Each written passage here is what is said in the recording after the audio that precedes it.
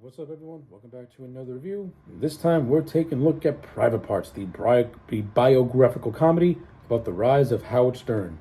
All right, let's waste no time. Let's get right into it. Overall, I like Private Parts. This is one of my all-time favorite comedies ever since I saw this movie in 1997. This was my first exposure to Howard Stern and his style of comedy and his brand, so to speak. And over 20 years later, I still like Private Parts. This movie to me is funny as hell. I always laugh when I watch this movie.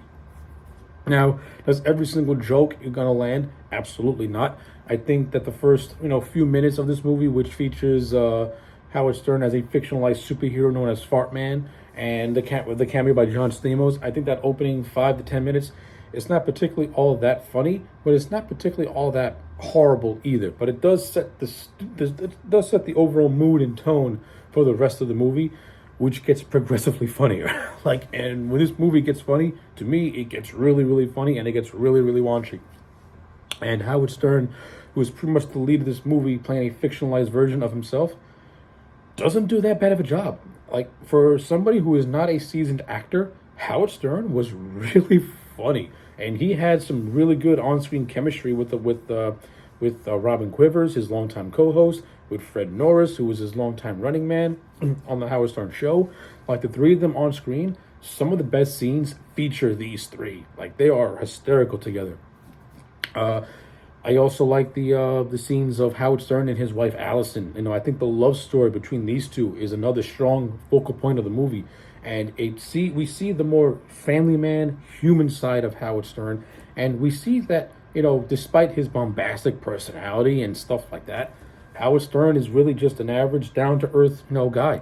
He doesn't come across as this dickhead type of human being. He comes across as just a nice, loyal person to his friends and his family. And we see that with his connection to his wife Allison, and we see that also with his connection to Fred Norris and Robin Quivers, and it really paints Howard as a very likable guy, and I like all that stuff. And when we get to the more comedic aspects of this film, and when we get to the overall antagonist of this film, it makes it feel more, in such a way. But yeah, the first 5 to 10 minutes is okay. Then we get into Howard's origin as a kid, with his father not being much of a father, pretty much telling Howard, yeah, shut up, sit down, you'll never be anything, you're a moron, blah, blah, like a typical Jewish dad, pretty much. But the scenes are actually pretty funny but the scenes are actually pretty funny. And we see that Howard's fascination with radio came from his father, who was a programmer in a way. And this is what inspired Howard to want to be in the radio. And we see him step by step through high school, to when he goes to college, to when he makes a student film, to when he eventually starts to major in communications, to his first job as a programmer, and to eventually going to Detroit and Washington and being on the radio and getting all these ratings. At first, he's very abrasive, and of course, it's not what the radio wants, because at first they lose viewers.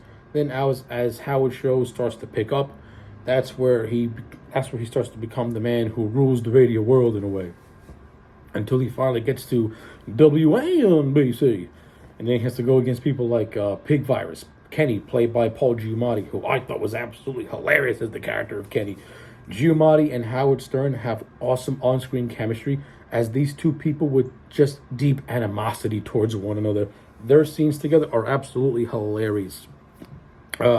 If I were to have a criticism with this movie, it just briefly touched on Don Imus's and Howard Stern's feud. I would have liked to have seen more of that develop, since these two guys don't have a lot of love for one another. There is a deep-seated hatred between Don Imus and Howard Stern.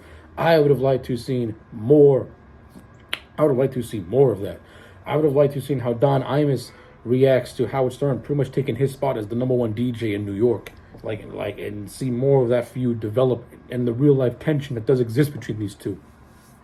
But instead, Imus is just regulated to a cameo, with a couple of anecdotal tidbits by Howard Stern, who does the narration of this movie. One of the aspects I do like about this movie is that I like the whole mockumentary style of this movie. I like how Howard Stern tells it through narration, but every so often we'll get these scenes with certain people from Howard's life giving these little anecdotal tidbits as transitions, which I thought was actually pretty cool. I enjoyed that aspect of the film. That and some of the little anecdotal stories that people say can be like rib ticklers here and there. So yeah, I got no complaints with that. I also really like how the dramatic aspect of this film was handled. Like this movie handles Howard and his wife having their first miscarriage, which was a very dark time for them, and we see how Howard's way of coping with that was to make a joke about it on the radio, which causes a lot of friction with his wife because she wants certain things to be kept off screen. We see the firing of Robin and what Howard had to do in order to get her back.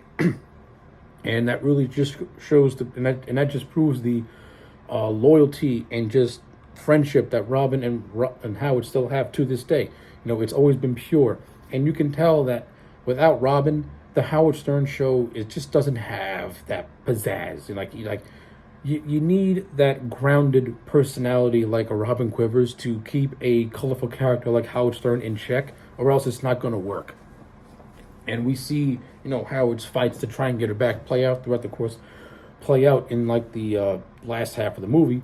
I enjoyed that stuff. I thought that stuff was fun. Now, in terms of my favorite scenes in this movie, there is a busload of them. There's the scene where Howard first goes to Detroit post having a marital split with post having a marital.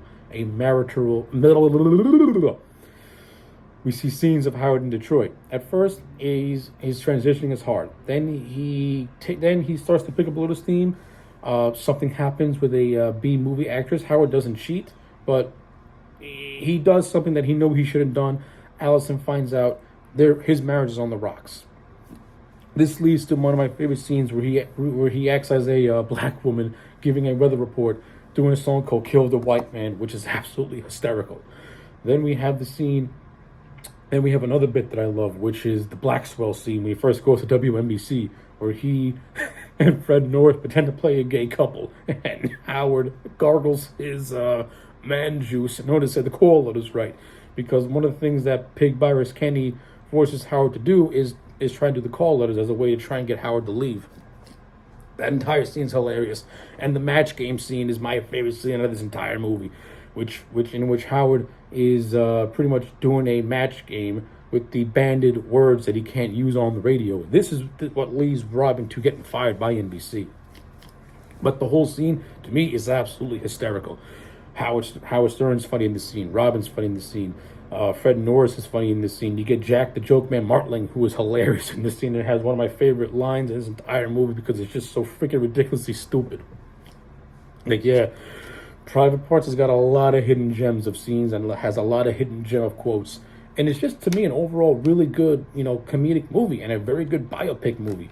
Despite whether certain things were embellished or not, I enjoy Private Parts. I can talk about this movie for quite a while. That's how much I like this film. But those are just my overall thoughts on Private Parts. At the end of the day, I'm going to give this film a solid 9 out of 10. Highly recommend it if you haven't seen it in a while. So yeah, those are my thoughts on Private Parts. Let me know yours in the comment sections down below. Like the video and subscribe, and I'll check you back next time for more.